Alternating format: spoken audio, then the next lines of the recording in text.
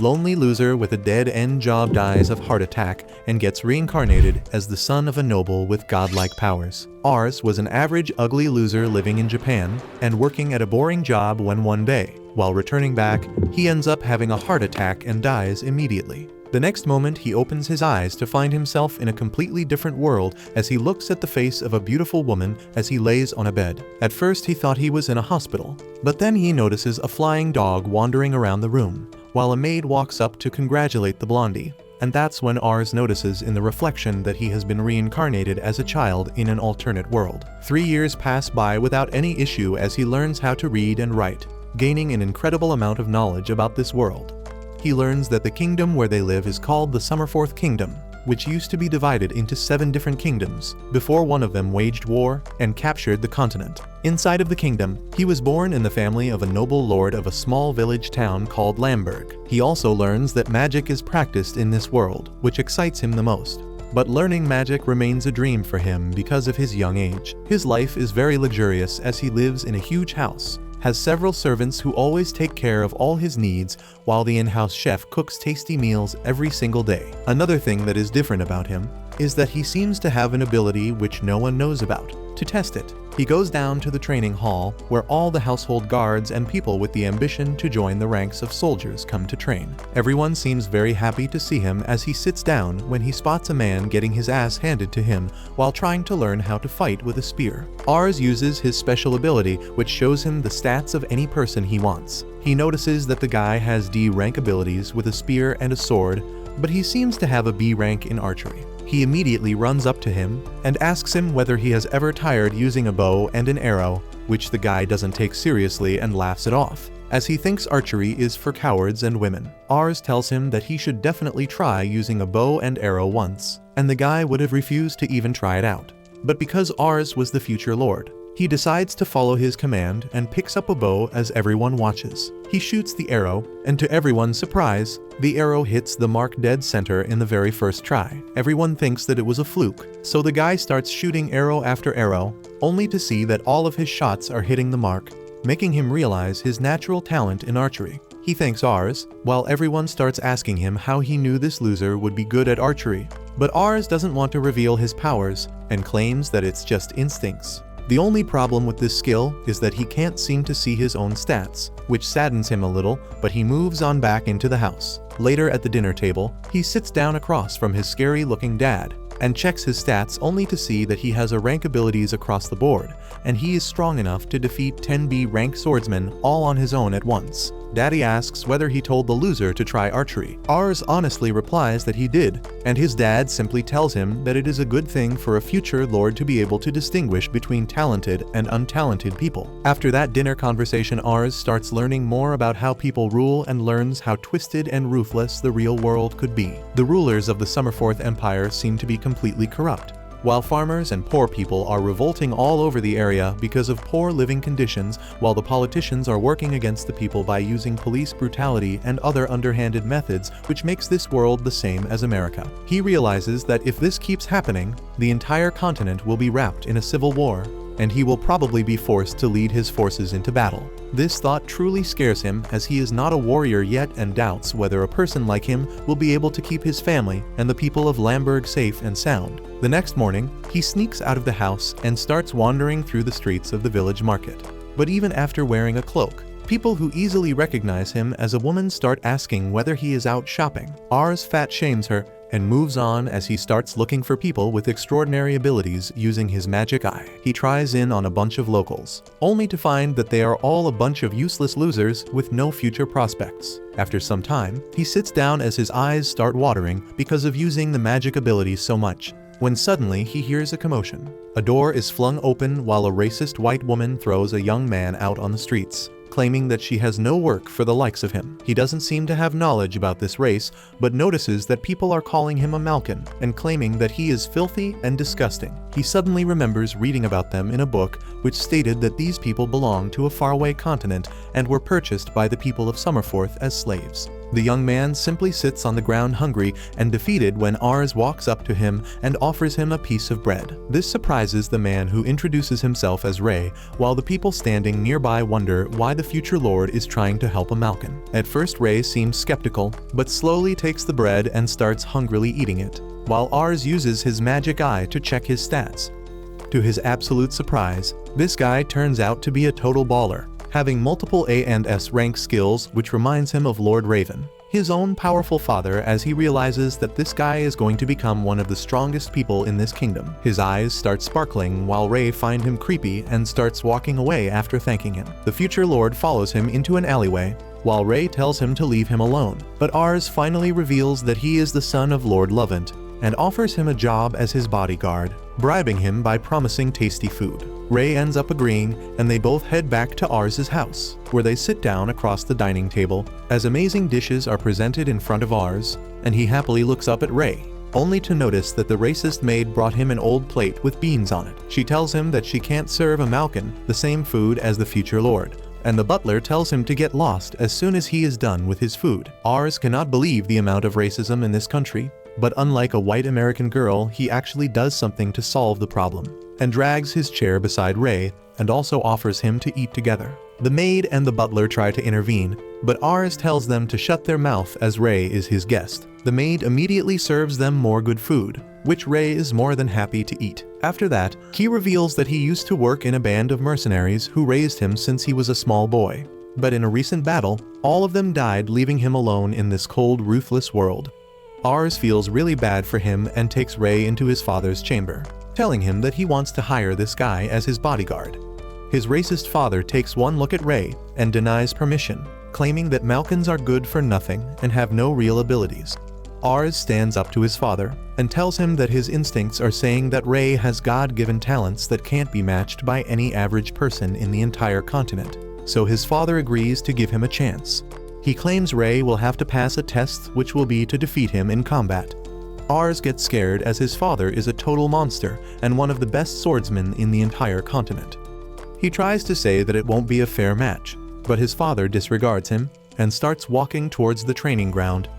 He calls for a pair of wooden swords, while the guards and other people in the ground start calling Ray the M-word. Raven tells them the rule, which are that if Ray is able to land a single hit on him within the given time frame, he will be hired as a guard, but if he can't, then he will leave the village immediately. The timer is set, and the battle starts as Raven rushes ahead with a powerful slash, which Ray dodges, but realizes that even with a wooden sword, that attack might have killed him. Raven then attacks once more, which is blocked by Ray, who still can't believe how strong and fast this lord is. Big Daddy keeps going on the attack, while Ray simply blocks and parries, which scares Ars, but he notices that everyone else seems to be surprised, as no one else has ever been able to withstand even a single attack from the Lord. Raven goes all out with his attacks, and manages to hit Ray on the shoulder, forcing him on the ground. But to everyone's surprise, he gets back up again and decides to go all out. As his expressions turn serious, he rushes towards Raven, who tries to counterattack, but Ray dodges and slides beneath him,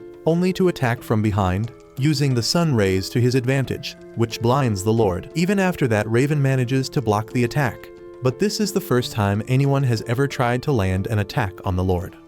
Just when Ray was getting in the groove, Raven tells him that the time is over, but decides to give Ray the win because no one ever came this close to actually landing a hit on him. Ars is overjoyed and congratulates Ray, while his father commends Ars for being able to find another talented individual, claiming that he really seems to have a God-given ability, while the rest of the guards and soldiers surround Ray, asking him for tips and begging him to train with them. Later that day, Ray wears a dress to symbolize his acceptance in the household, and drops to his knees before pledging his allegiance to Ars. Several months have passed by since Ray joined Ars and started working at their house, and even though at first the other workers were a bit racist against him because of his skin color, slowly but surely all of them came to like him. He spars and teaches the soldiers how to hone their skills better, and ever since he started getting lessons from from R's tutor, his intelligence skyrocketed to the point where he is currently the most intelligent person in their household. Ray also ended up wooing the maids who once hated him, but now like him for his polite demeanor and handsome face. From the past couple of days, Ray and Rs have started having study sessions together where they read up about the history of this continent, alongside the current political situation in each domain. They read up about how the Summerforth Kingdom used to be a force to be reckoned with and was the strongest kingdom by far. But according to Ray, the kingdom is in a state of serious decline as the old king ended up dying while his son, the new king, is only 8 years old. According to him,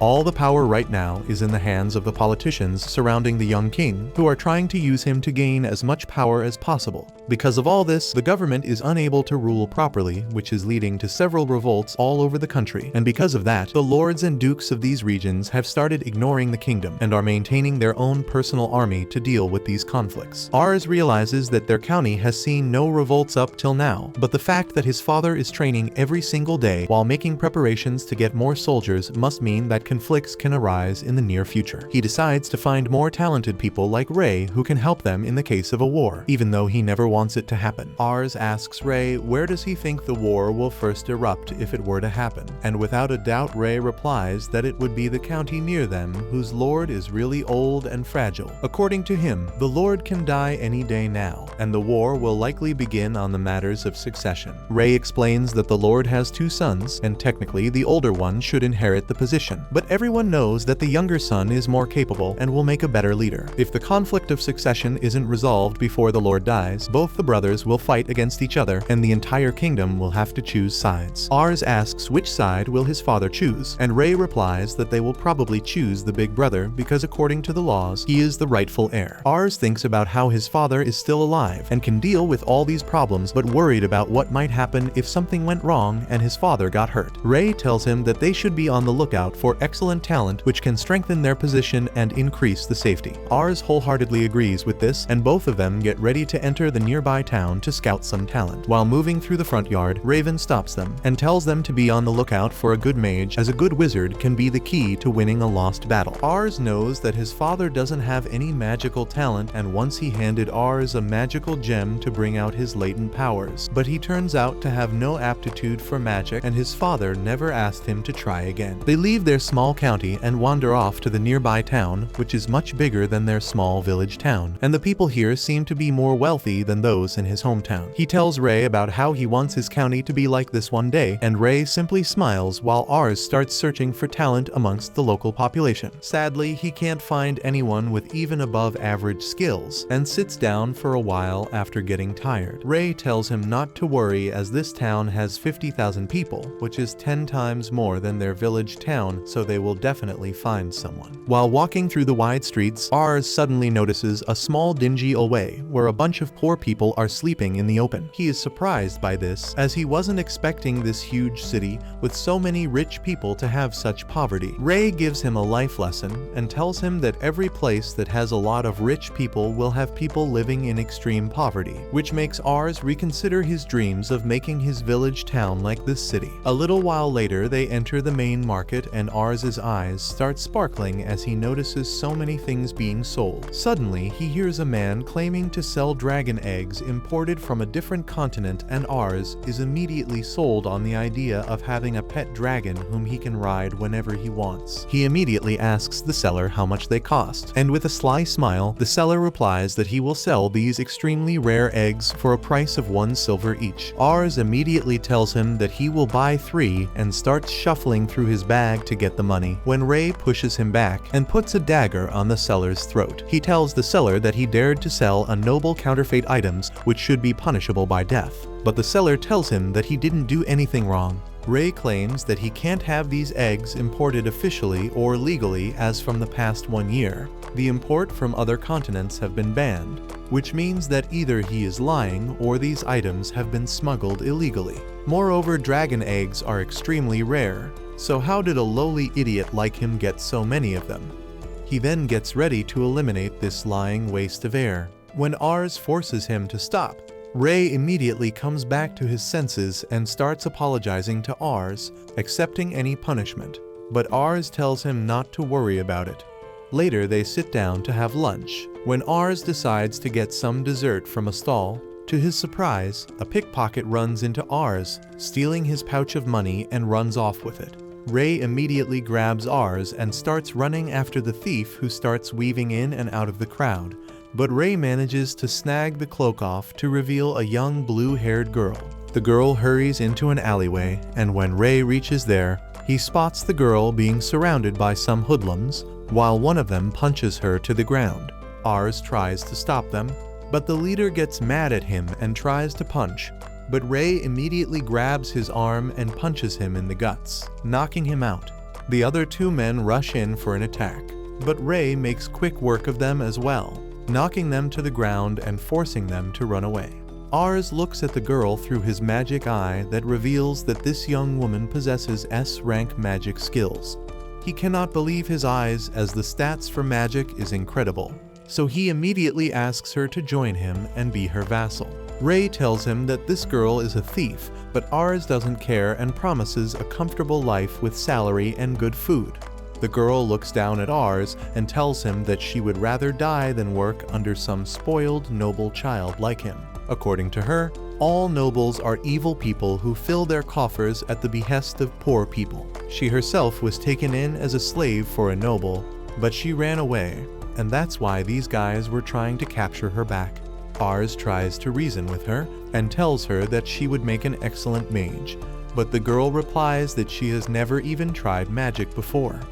Ray realizes that it's a lost cause and asks the girl to return the pouch bag, which she does without arguing. Suddenly, a bunch of small kinds enter the alleyway and start huddling around the girl, as it turns out that she is taking care of these orphans and feeding them. Ars feels bad and gives her the pouch, and they soon leave as the evening sets. Later that night, Ars sits on the balcony, wondering whether he will ever find such talent again, when they hear a bunch of kids crying and screaming for the thief girl. They immediately head down to ask the kids what happened, and they all cry about how 3 men attacked and took Char with them.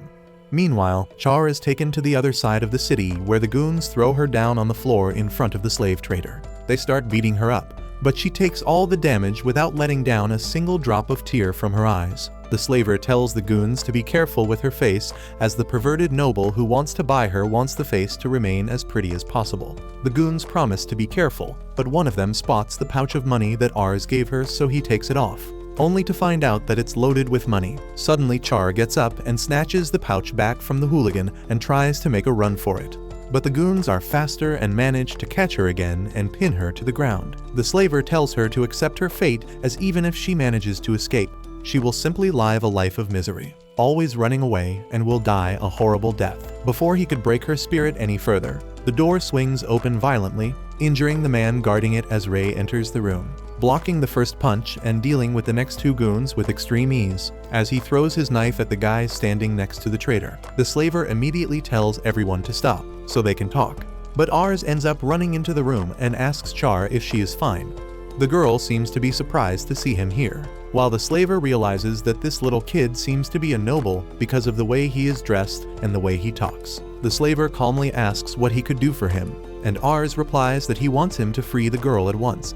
The slaver replies that he can't do that because he is not doing anything illegal, as it's perfectly illegal to sell slaves in this county. Ars tells him that he doesn't care about all of that, when Char ends up telling him to run away if he wants to save himself. He turns around to look at her and checks her stats once again and finds out that her ambition is 1, which means that she has totally lost hope for any future. He starts blabbering about how every person deserves to have a hope and a future that they can look up to, which the slaver finds very amusing and starts laughing, as the only futures a slave can hope for is serving a good master respectfully. Ars gets mad and tells him to stop laughing, as adults are supposed to make sure the children stay safe, and claims that it's up to her to decide what she wants to do in the future, and not scummy slavers like him. Char is deeply touched by this speech, as she thinks about how she can't remember the last time that she ever cried. Ever since she was young, she had to deal with life alone as she wandered around the streets, staying in dark alleyways during the rainstorms and even winters, while she looked at people who had life much easier. She was forced to steal to make ends meet, and even then she couldn't sustain herself or anyone else, no matter how hard she tried. Watching someone stand up for her made her emotional, as tears starts flowing down her cheeks. The slaver has had enough though, and claims that he was talking very respectfully because the kid was a noble. But now he is interrupting business for no good reason, and he is a little too early to be this woke. A bunch of goons come down the stairs and gather around them as he threatens to hurt them. But Ars simply looks at Ray, who tells him not to worry as everything is under control. One of the goons tells Ars to shoot up as he hates yappy kids, but Ray grabs him by the throat and lifts him up in the air before slamming him to the ground, telling everyone that they have made a huge mistake by trash-talking Lord Ars, and now they are going to pay the price for this crime, which is death. He takes out his dagger, while a hooligan breaks a bottle, and tells everyone to surround Ray as he is alone. This doesn't work, however, as Ray dodges each and every blow with elegance and precision, while he slashes a couple of them in the abdomen and throws his knife at another one. Before he could continue, one of the goons grab him from behind with a knife, but Ray simply slams him to the ground, scaring the slaver, who calls for the mages. The two mages immediately chant their basic fire spells and shoot it at Ray, who easily slashes through their magic and beats the crap out of them as well. The slaver is terrified at this point, so he finally calls for the trump card, as a giant of a man erupts from upstairs, guzzling down some ale as he walks down. He asks what the ruckus is about, and the slaver explains to him what's happening, which angers the man as he gets ready to kick these people out. Char tells Ars that this guy is a giant problem, and that he should run away, but Ars checks his stats, and tells Char that it should be an easy match. And just as he said, Ray easily dodges the first attack by hanging from the chandelier, and then jumps down to kick him in the face. The man gets pissed and rushes in to grab Ray, but he is way too strong and good at fighting, and immediately ends the match by a clean uppercut to the chin, which knocks the fatty out. The slaver is pretty scared by now, and tells them that what they are doing is illegal. But Ars takes out a pouch filled with coins and tells him that he will buy her. The slaver claims that he already sold the girl to another noble, but Ray steps in and tells the slaver that they are taking the girl anyways, so he can take the money if he wants or stay penniless and deal with the other noble. The slaver ends up folding at this threat and accepts the money, legally selling Char to Ars. By the time they exit the slaver's office, it's already morning. But before they could go anywhere, Char claims that she wants to show them something. She takes them up to a hill where Ars struggles to walk, looking just like me, but finally reaches the summit only to see the most beautiful view of the town. She claims that this was her secret place to come whenever she felt down and wanted to show them as a token of gratitude. Ars takes in the gorgeous view, while Ray hands her a magic locket to test out how strong her magic is. She puts it on her neck and warns them that she doesn't think she has any magic as she has never tried it. But the moment she chants the spell, a huge wave of mana surges out of her, creating a massive fireball that explodes in the sky, stunning everyone in the town, including Ars and Ray. After that, she meets up with the orphan kids once again, and promises to visit them as soon as possible before leaving on a journey back to Ars's home. After they finally reach back, Ars meets with his father, who at first thinks that Ars got a new dishwasher. Ars tells him that she is an excellent mage and will prove effective on the battlefield, but his father rejects her, claiming that women belong in the kitchen, not on the battlefield. To prove her worth, Char fires an insanely strong fire blast in the sky, shocking Raven, who immediately folds like a deck of cards and welcomes her to the Luvent family, and they all go inside, ready for the adventures waiting to unfold the next day. If you liked this video, make sure to subscribe for part 4, and make sure to check out this brand new anime about a lonely orphan who marries his childhood crush and starts training to become a spy.